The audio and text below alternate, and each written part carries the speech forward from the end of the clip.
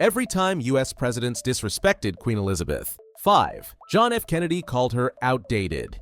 In 1961, John and Jackie Kennedy paid a visit to Buckingham Palace. JFK found the palace decor outdated. He was unimpressed by the palace furnishings and by the Queen's dress and hairstyle. British royal protocol also banned divorcees from official dinners. That meant Jackie's sister and her husband were left out. Jackie believed the Queen used the rule to slight her.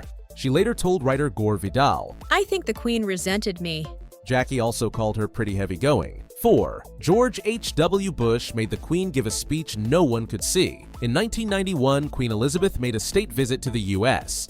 George H.W. Bush gave a speech at the podium, then stepped aside for the Queen, but no one had adjusted the lectern to her height. When she stood to speak, the audience could only see her hat. The moment was unintentionally comical and widely photographed. Days later, Elizabeth addressed Congress and dryly joked, "I do hope you can see me today from where you are."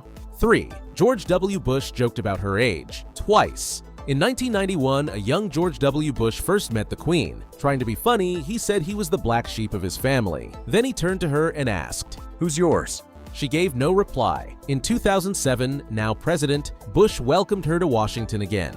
While giving a speech, he mistakenly said she'd visited the U.S. in 1776 instead of 1976.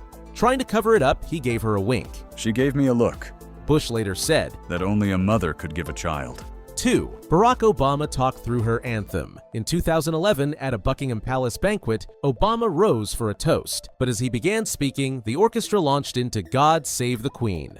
Obama kept talking over the anthem. The Queen stared at him until he stopped. 1. Donald Trump walked in front of her. In 2018, during a ceremonial review at Windsor Castle, Trump briefly walked ahead of the Queen. The protocol says guests must walk beside or behind her, not in front. A year later, Trump broke tradition again. At a state event, he placed a hand on the Queen's back to thank her. Royal custom forbids anyone from touching the monarch.